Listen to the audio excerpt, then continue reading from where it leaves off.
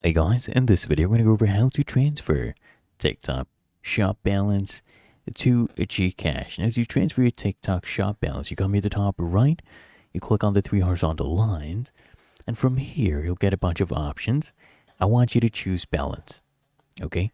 And right here, you should see your balance as a creator, how many coins you have, and the estimated balance in your currency. So if you're in the Philippines, you'll see here Philippines, the pesos, and you click on your balance and you'll see how much amount you have, right?